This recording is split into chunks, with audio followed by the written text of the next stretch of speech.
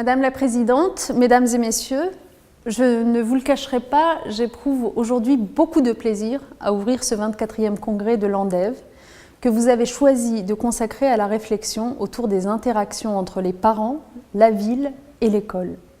Autour de ces trois acteurs, les observateurs n'ont souvent vu que des tiraillements, des conflits de légitimité, alors que chacun, isolément, percevait bien les perspectives et les opportunités d'un travail concerté pour construire la réussite et l'épanouissement des enfants.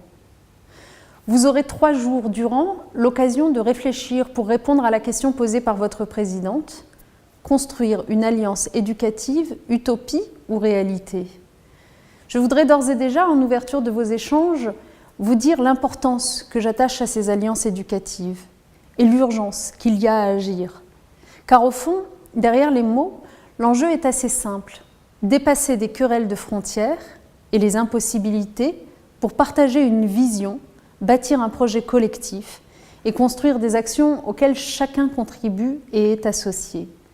La vision que je défends, c'est celle de la loi de refondation de l'école de la République, dans laquelle la place est donnée et reconnue à chacun pour agir au service de la réussite des élèves.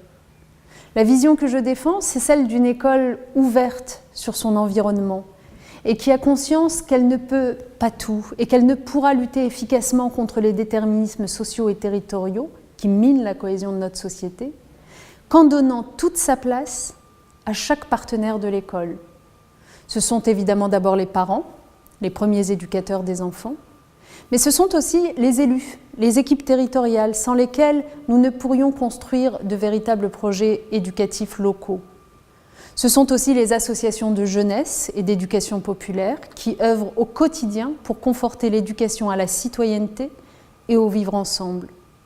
Ce sont enfin les citoyens eux-mêmes qui agissent bénévolement dans les associations partenaires de l'école et qui, aujourd'hui, s'engagent dans la réserve citoyenne de l'éducation nationale pour apporter leur contribution dans la transmission des valeurs de notre République.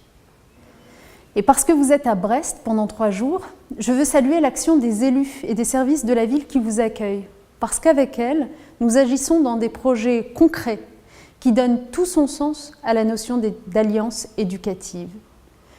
Les défis que rencontre notre école, vous les connaissez comme moi. Renforcer les apprentissages fondamentaux, vaincre le décrochage scolaire pour donner à chaque enfant la perspective d'une insertion sociale et professionnelle, promouvoir et créer les conditions de la mixité parce qu'elle est décisive pour la réussite de tous, transmettre enfin des valeurs pour que nos jeunes soient demain des citoyens défenseurs d'une République tolérante, ouverte sur les autres et sur l'avenir. Pour relever ces défis, j'ai agi depuis un peu plus de 2 ans pour donner aux parents d'élèves un statut qui les positionne comme des partenaires incontournables de l'école.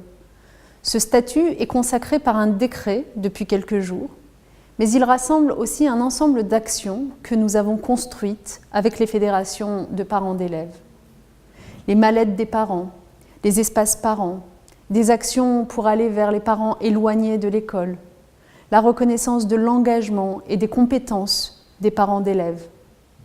Cette action, au niveau national, est essentielle, mais elle ne peut porter ses fruits que si nous savons tous ensemble lui donner une réalité concrète au niveau local. C'est le sens des outils, tels que les projets éducatifs territoriaux qui sont désormais généralisés sur l'ensemble du territoire. Ces PEDT, j'en suis convaincue, sont les bons instruments pour jouer à fond la carte de la complémentarité des acteurs et pour donner de l'ambition aux politiques éducatives locales. Je vous le dis simplement, comme je le pense, l'éducation est nationale et elle doit le rester, mais elle ne remplit sa mission qu'en se conjuguant sur le terrain avec les politiques locales des communes, des intercommunalités et avec les actions de tous les membres de la communauté éducative. Votre réflexion sur les alliances éducatives sera donc précieuse pour moi. Je serai très attentive aux propositions, aux recommandations que vous me ferez parvenir pour que nous puissions agir à vos côtés et aux côtés des parents avec encore plus d'efficacité pour la réussite de tous les enfants.